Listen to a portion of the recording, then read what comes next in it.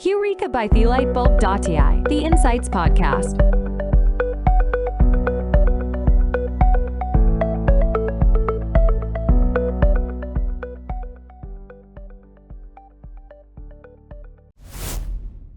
Awesome, and welcome to the amazing edition of the Insights podcast, Heureka, that I personally have been waiting for a very long time. We have been wrangling ways and means of trying to get this fantastic team onto our podcast, and today we have managed to achieve it. I have with me Gitanjali and Jaydev from the Third Eye. They are not just clients and customers for us, but they are a inspiring team that has over JD in his case a decade, and Gitanjali in her case over 30 years of experience in the space of research and insights, which is truly a lifetime of experience gathered. And today we're going to be able to share that with you. I don't want to steal anyone's thunder, so I'm going to start off by asking Gitanjali to give us a quick introduction of herself and tell us a little bit about her career and how she spent 30 years building an organization that's synonymous with qualitative research in India today. Gitanjali, welcome to the show, and over to you. Thank you, Ritu, for having us. And I can't tell you how delighted we are to be here. So a little bit about my career. So, when I say 30 years, I feel like completely fossilized because it's a long time. But I think Jasmeet and I set it up together 30 years ago when qualitative research was, what would I say, in its infancy. People didn't really understand it and they would say, kya karte ho, including our families, like they couldn't quite understand. But I think what we did want to do from innovation point of view, if I can use that word now, and it seems dated now, but I think it was innovative then, was to bring a very strong psychological bent and emotion and psychological bent into research. Research was a lot about behavior, but I don't think there was enough, because a lot of research was quantitative. So let me also put that out there. It was not like people didn't understand the difference between qualitative and quantitative research.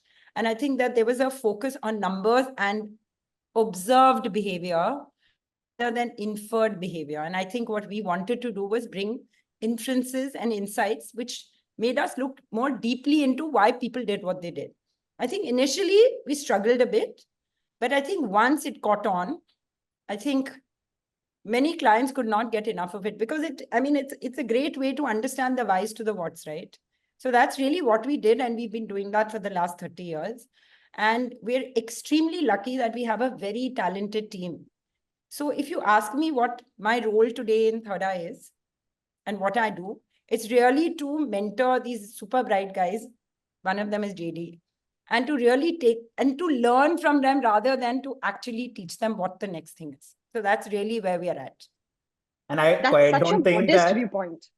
Exactly. I was just about to say that I think Geeta is not doing credit to herself, and she's being very self-effacing, and both Gitanjali and Jasmeet are institutions within the space. So I think it's very modest in the way she spoke about it, but there's a lot of equity that rides on both of them, which they have kind of like, it has spilled over to Third Eye as an entity at large. And I think it's currently continues to be one of the biggest pure play qualitative research providers, but we have moved interestingly from pure play into newer spaces, and that's something which I think we'll cover through this conversation as well. But yeah, I just wanted to point out that she was being extremely humble to a fault. Thank you, JD. Thank you.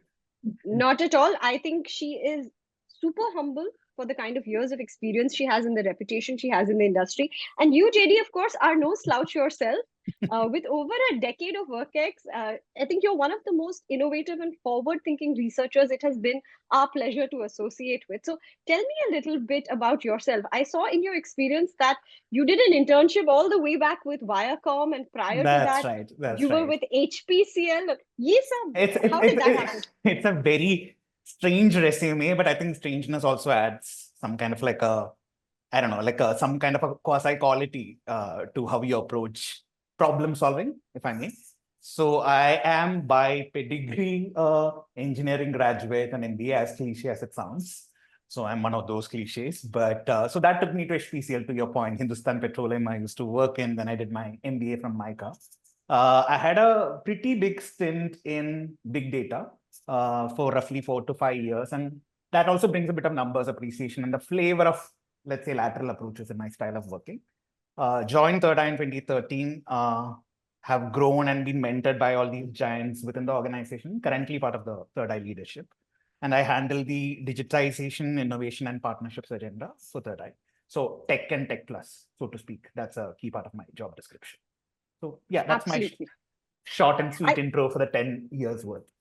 No, I think there is so much more that we will get to unpack. Yes, Gitanjali, you were about to say something. So I was just going to say he's also being very humble because JD is really the star. And I think to build on how the arc has moved today, when I said that there was quantitative and qualitative, there were two different disciplines. There's a fusion of those today. And I think it's become research. So I think you cannot bucket anymore. I think everything is about behavior. Everything is about, at some level, deep diving. It's about scale. It's about depth, width. So everything is now at some level fusing to become something new. It's morphing, it's fusing. And I think JD is really leading that initiative for Third Eye. So like he said, his eclectic mix and his amazing ability to problem solve and future forecast is actually what Third Eye is really gaining from. So I just wanted to build it to say that he's also being humble. His background has, he's somebody who thinks very differently and disruptively. And I think that has really helped us. And I think it's what organizations need. So JD, to you too. Thank you. Awesome. This is a mutual admiration society.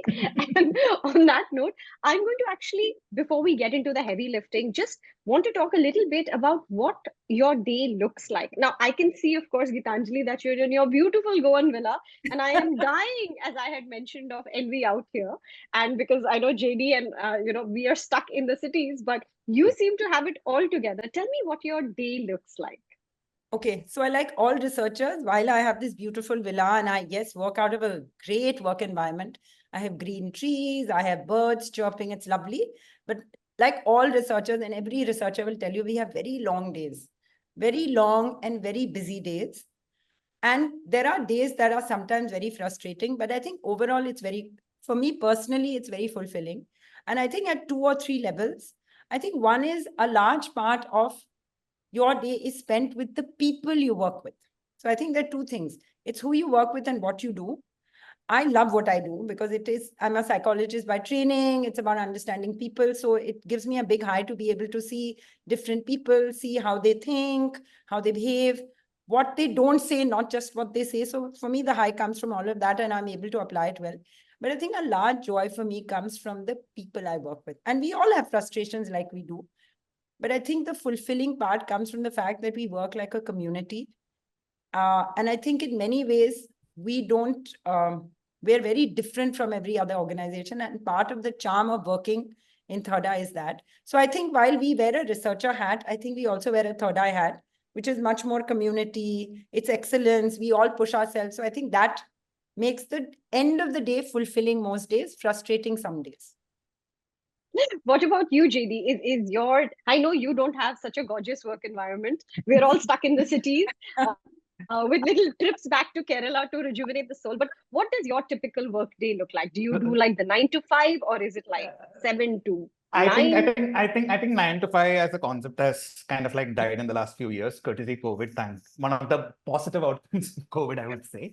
Anyway, service industry at large is 24/7. I mean, that's again yet another cliche. But having said that, I think what COVID and the post-COVID working scenario has given us a lot of different ways of working and flexibility. And while I am missing out on the Goan villa side of things, I think what I am gaining and what Geeta is losing is the wonderful Mumbai folks. So I get to cycle to office every day. I stay like right around the corner, spend time with them, work through the day, and party through the night or something. Like one of those ideal case scenarios, at least for my lifestyle. Yeah. I heard that the party through the night went very silent because Geeta's on the call. But we'll just skip over that bit. Yes. I think we should separately connect on that.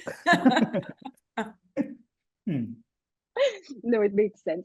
Now let's jump into a little bit of the heavy lifting. I've been wanting to ask Geeta this because unlike a lot of folks whom we have who are senior folks, I think Geeta has really seen the arc of the insights industry move in India.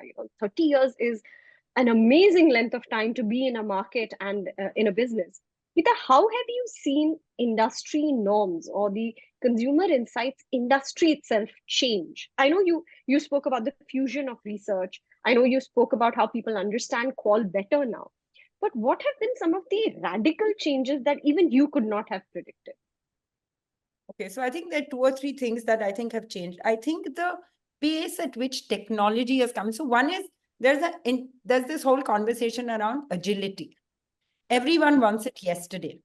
Now, in the old days, when you wanted it yesterday, you still have to work very hard. You work very long hours. You burn the midnight oil to deliver yesterday. But I think technology and the infusion of technology has enabled agility. It's enabled efficiency. And I can see that. And I'm hoping that technology will reach a stage where it does not erode in any way into excellence. And I think AI will do that, because I think you need to train it a little more. But I think what it's managed to do is that it's managed to, at some level, to me, there are 2 big disruptions that have happened with technology coming in. One is the collection of data, and one is the collation of data. And I think when you have very large sample sets, that's been happening. But even in qualitative work, to be able to actually put data together. So I think there's the collection and the collation, which has happened very nicely. And I think, to me, the other big shift that's happened is the influx of motivation, emotion. It's what you guys do. I think it was very difficult before tech came in, to really understand system one. Because, I mean, you could do it and we had techniques to do it. But I think what emotional AI has actually allowed us to do is to understand emotion that is felt, but not necessarily either articulated or even consciously, manifested. But I'm feeling it. But even I don't know it. I think that's been a very big shift. And I think while nothing works in isolation, that in conjunction with some degree of other system one tools, and then a deep dive into understanding the whys, really allows us to get a very rich understanding. So if anything, to me, technology has sharpened insighting without really taking away from the depth of it, is the way I think. And I'm hoping that we are able to see even more of that, more nuancing without taking the depth. That's really, to me, that's a big disruption has happened. That's beautifully put, Gitanjali, because we meet a lot of research folks in our day-to-day work, and we've seen that a lot of the senior folks sometimes look at technology as not really an enhancer in terms of agility or sharpening the insight, but as something that takes away from the purity of research. And it's so refreshing to see such a forward-thinking viewpoint where you're able to look at the fact that that depth is still maintained, but that you're able to speed up the process, cut out the unnecessary distraction, really get to the insight faster. JD, would you agree? What have you seen in your decade here on how the industry has transformed? I know you've come in at a more recent juncture, increased in the last decade. So what do you think? And that is kind of the nature of the beast, I guess. Like, if you look at how technology, even like what we term as research-friendly technologies, even if you take just the technology vector, in the last 5 years versus last 3 years or the last 2 years with AI booming, I think it's like everyone is on a constant learning curve. So norms are keeping on getting transformed and recalibrated every other year. So that's one big industry-wide challenge, which I'm sure all agencies and all researchers are together maneuvering through. But there are also 2 or 3 very parallel threads that I've observed in recent years, at least even if I take my 10-year experience and if I take the early half of it and the latter half of it, the latter half has been very action-packed, both from even the client's expectations and how they have started shifting. So the ask and expectations are getting much more strategic in recent times. And connected to that, there is this sense that solutioning for my business problems or solutioning for my larger research ask, that is the big need for the client, and what tools you employ, whether you approach it from qualitative, from quantitative, which technological tool specifically that you employ, all of that is secondary. As long as my larger business question is answered, who you partner with, what tools you use, it's all kind of a material for the client now. And that attitude, it's not for every client, at least a big cluster of them are willing to therefore go beyond tactical and immediate and willing to engage on larger strategic business problems. That is one transformation I have seen in recent times. Another one, I think Geeta touched upon it, which was the agility and efficiency point. But there are also conversations that clients are now having on cost effectiveness, right? There are budgetary constraints which are very primary for many of their briefs, and there is a need for designs that are much more, like if I were to use the phrase bang for the buck, right? So there is a kind of a quasi ROI sensitivity, like a return on investment sensitivity, which is coming in even for the clients. And wherever the brief demands it, the client is also being open to scale consideration so that the CPI or the cost per interaction, cost per interview, cost per unit also comes down. So that ROI sensitivities has started creeping into our designs, right? That's another shift. A third shift, if I were to say, is I think because of the tech biggies who have come in, and many of the clients are also digital startups, they have brought in with them a very beta mindset of working, right? So there is a requirement to constantly engage with these clients end to end, keep on reporting quick and iterative learnings without waiting for any big reveal at the end. And there is a general openness to co-build the analysis versus arriving at perfection, right? So build versus perfect. That shift is also something which I have noticed in the recent past. Very nice. There was a conversation I had yesterday with a group of investors/researchers from the Southeast Asia market. And one of them used this term, outcome as a service. He said that I feel that the industry today is no longer research as a service or technology as a service or SaaS as a service. It's now outcome as a service. Here is my problem. Here is the outcome I'm expecting. And what you have to do to get to it, and I can help you get to it, is really, which is a very collaborative, yet target-oriented kind of thinking. So absolutely. And just to add to it, Ritu, we also have this internal term difference between output and outcome. So there is a research output, but there is a larger outcome. So even in our reporting, and again, connecting to your larger point, and I'm sure this is true for other agencies as well, it's not enough to just answer the problems, but so like Geeta said, like the initial years, the whole conversation was on finding the whys to the whats. But now the larger point is to find out the so whats to those whys, right? So implication, larger outcomes are valued even more than just the research output. Lovely, lovely. I know we've already covered a lot of it, but Geeta, what would be one of the most prevalent industry trends that you are seeing happening around you? I know you've already spoken a great deal about tech agility, and now we've spoken about outcomes. But what is an industry trend that you're observing? Maybe if you can illustrate with an example of a project or a case study or a client that you've seen recently. Would love to hear more about that. So I think two things. I think to what JD said, and very eloquently, outcomes. I think there are two things that are happening, and I think it's becoming a big trend. I think research is no longer siloed. I think it's a big shift for me personally, because so traditionally you wore either a quantitative hat or a qualitative hat. And there was this, you actually identified as, oh, I'm a quant person or a qual person. So that was some level, your identity, okay? Or there you would have things. And again, it's a fossil conversation, but oh, you're the qual types, which basically meant you would come and give us these. Or clients would say, don't give me qual type of give me a quant sense to it. So there were all of these. There is a kind of silification.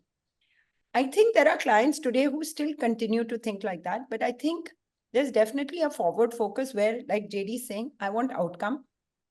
I think there is a greater degree of performance in research, if you know what I mean. In performance marketing, you look at, I think there is a sense of what is the outcome?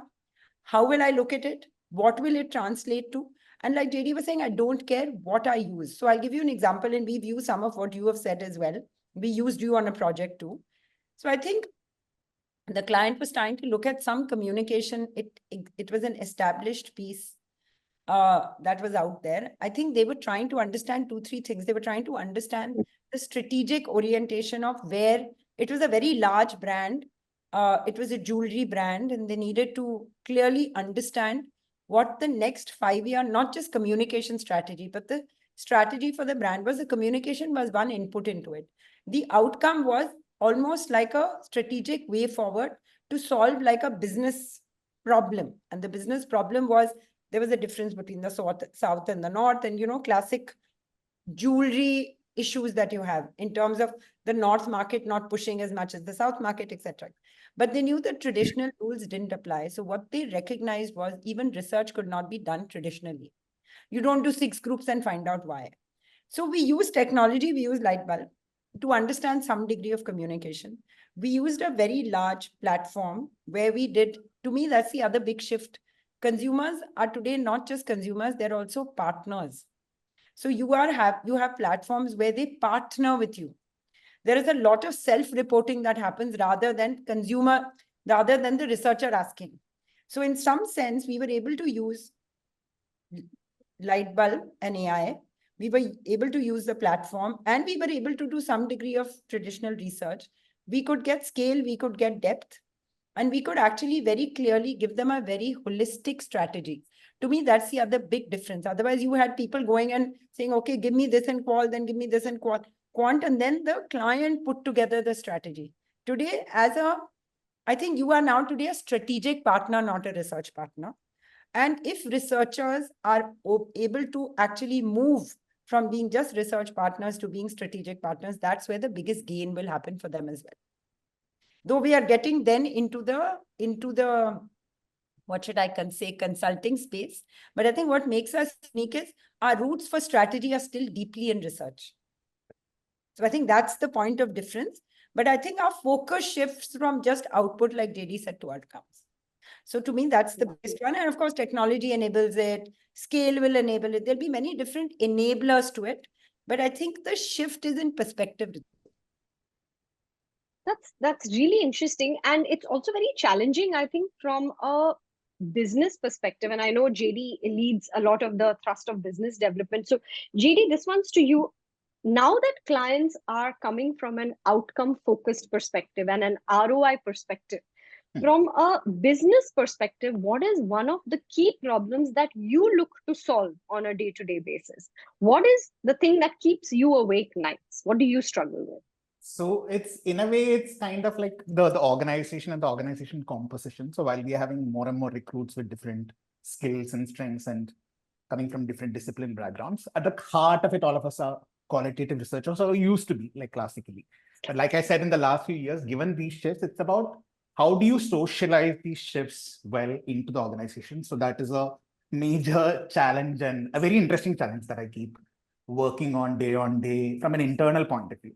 And from a client-facing point of view, I think it's connected to what Geeta was saying. I think many of the recent briefs, it almost seemed like it's come a full circle. Geeta opened her narrative about her own past, saying that 30 years back, everyone was recording behavior, and you want to understand the insight. But I think behavioral recording has come back into force in many of the client briefs. So they're not just happy with anecdotal recording alone. They want very clear behavioral observations.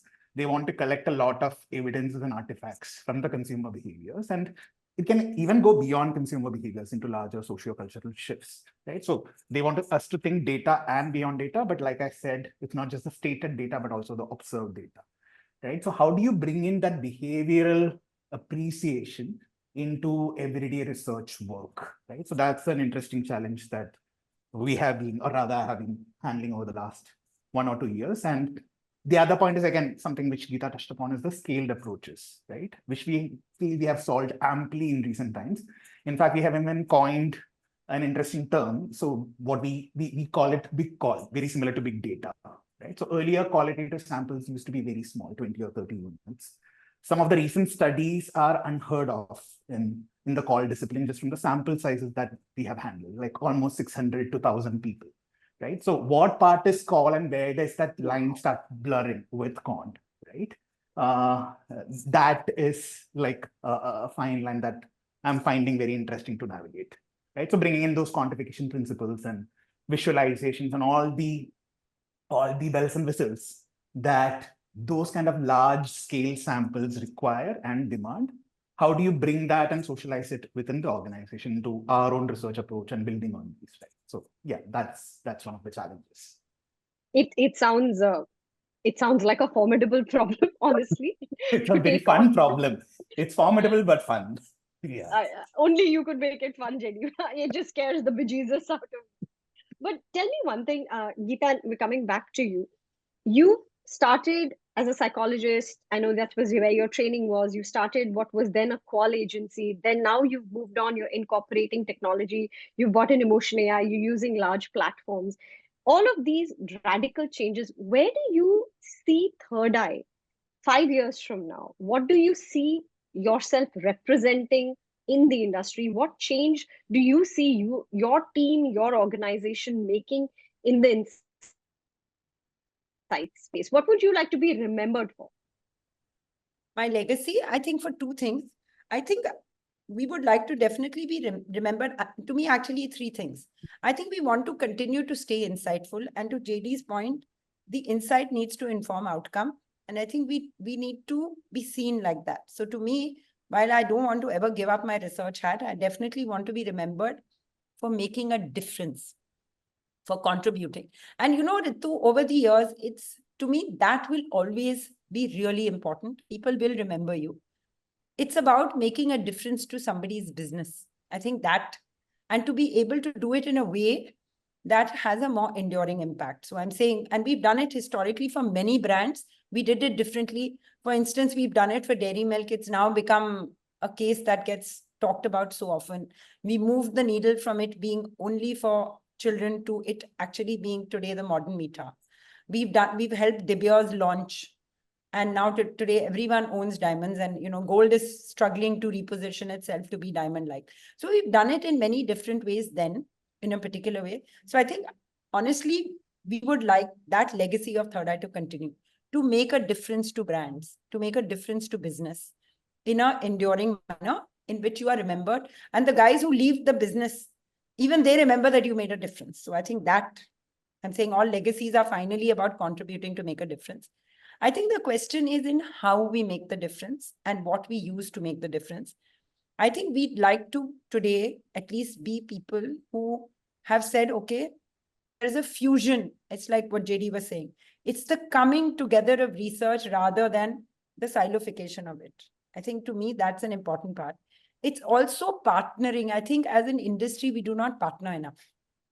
So I think we want to, everyone is like protective of their turf, but I don't know if we partner enough. And I am fairly confident I can say this. I don't know what you will get from other researchers, but again, I'm talking traditionally, maybe the younger lot like JD and all are much more open to it. I think there was some degree of, again, like I said, siloing, this is my boundary, this is your boundary. I think the breaking down of those boundaries, well said. I think that to me is a very critical part. I think the fusion where everyone is outcome focused and everyone is a partner. To me, why should technology not partner us? I mean, the world is moving on technology. Why should Ritu and Third Eye not be partners? To me, I don't understand it. I think what you do is enrich what we understand. And to me, that's really what we want to be remembered for. And of course, the fact that in that partnering, you build a community that constantly at some level builds and creates even better, because what communities can create, individuals can never do. At least I'm a firm believer in it. There is all of this power of one, but the power of many, I mean, revolutions happen only when the collective comes together, right? One individual can only spark a revolution, cannot make it happen. So to me, if change has to happen as an industry, we need to partner much more. And we need to partner with people we would not have ordinarily even thought about. Like if, say, to me, yes, there's, I mean, you guys do so much with emotion. To me, 10 years ago, if somebody had said emotional AI, I would have said no. So to me, three things: openness, curiosity, the spirit of partnership. This is what we want to be remembered for. And of course, like I said, to make a difference sounds very cliched because everyone wants to be remembered for making a difference. But I think we've always made a difference. We'd like to continue to make a difference. Like I said, the how will change, but I think the impact should be the same. I think if your heart is in the right place, there's nowhere to go but up. And I think Third Eye is a perfect depiction of that. Awesome. I would love to continue this, but we're really running out of time. This has been a fascinating conversation. To end, I have a couple of questions. JD, you've experimented with a lot of different spaces and now made your home in the space of research. What are 3 tips or 2 tips or even 1 tip that you would like to give someone who has always been interested in consumer behavior, insights, and wants to make a career there? So any guiding light there that you could provide? I think Geeta should also weigh in on this, but I would feel being curiosity and openness, that's a very key trait for any researcher. even more so in recent times. So bring that side of you into this industry. Also partnership, like we said, like that, willing to scout around, trying to understand tech, not be intimidated by it, be embrace it, right? And also partner with people is a larger point which I want to land on. Geeta, any tips that you have? No, I think that, and I think exactly what JD said. I think the fact that you actually need to be curious if you want to be a researcher, you need to be open, and you definitely need to think community. You need to think partnerships, I think. And I think younger people in any case are agile and more efficient. I think the one word that I think is critical when you're trying to understand and engage with consumers is empathy. And I remember asking somebody who's into tech saying, what happens to empathy? And the person turned around and told me, don't you realize that actually tech is very well poised to build empathy? So empathy doesn't only have to be, it's actually, it's not that tech doesn't go with empathy. You can actually use tech to be even more empathetic. So I think in a business like research, I think empathy is really, really critical. So I think while tech brings efficiency, if we are able to understand how tech can bring empathy, then it's a winner. And I think young people, to me, you know, the brave will rule the world. I think the other C I would like to add here, other than, you know, curiosity and community, is courage. And I think JD displays it very well in Third Eye, because I have to say this, sometimes Jasmeet and I are tentative about even technology, but I think you need to push the boundaries and you need to have the courage to say, it doesn't matter, let's explore it. So I think an explorer mindset today is what really people in this business need. I think, you know, exploring, pioneering, that. Awesome. That actually almost answers the question I had for you, which is, by all rights, you are a personification of a research leader in the space of insights.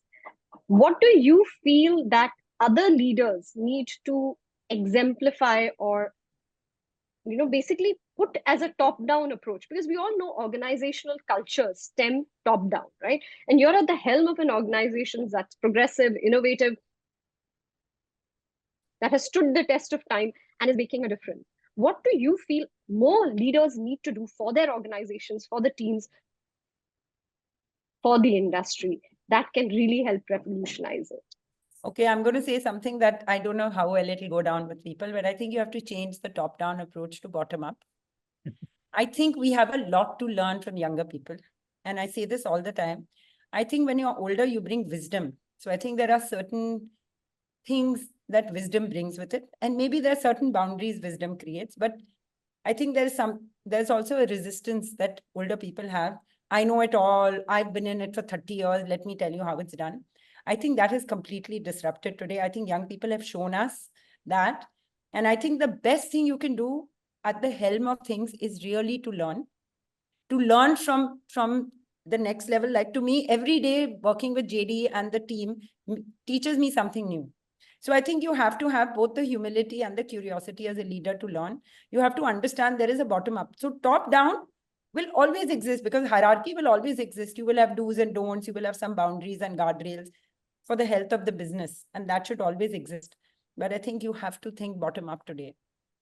The next big change will come when young people say, hey, give me a chance, give me a platform. And I would urge leaders to give young people a platform. Let them teach you something. Let them be disruptive. Let them change the business. That's where the winning will come from, you know. And to me, I mean, I don't know, like I said, you have to have the courage to hand over and say, and to surrender and say, I don't know everything. To me, that's what I mean. So I think brave will rule the world applies to older people as well. Every day is a learning experience for me with all these young guys. I mean, I am just amazed at what they can teach you. So to me, yes, bottom up rather than just top down. Or maybe an osmotic relationship, which is as much bottom up as it is top down, if that's even possible. I see now, JD, why you stuck around at Third Eye and were refusing to move. I totally get it. I would jump in if I could. No, but it's just a curious anecdote. No, I'm just saying it's a curious anecdote. Both our employee retention rate and the client retention rate are like super high. Like, clients are delighted to stay and employees are delighted to stay. Why am I not surprised? I'm sure your partner retention rate is also We'll start tracking that like from very soon. No, but I think it's brilliant. I think some of the things that you all touched upon are so fundamental to the insights business, to leaders, to team members, to people wanting to build a career, to people already in the space and looking to grow and transform. This has been a lovely, fun conversation. Thank you so much for taking time out. And we hope to have you back again soon for another round. But till then, this is Heureka, the Insights Podcast, signing off with the founding and leadership team of the Third Eye. Truly a insights organization that you must check out. Thank you, Ritu. Thank you. Thank you. Bye. Heureka by thelightbulb.ai, the Insights Podcast.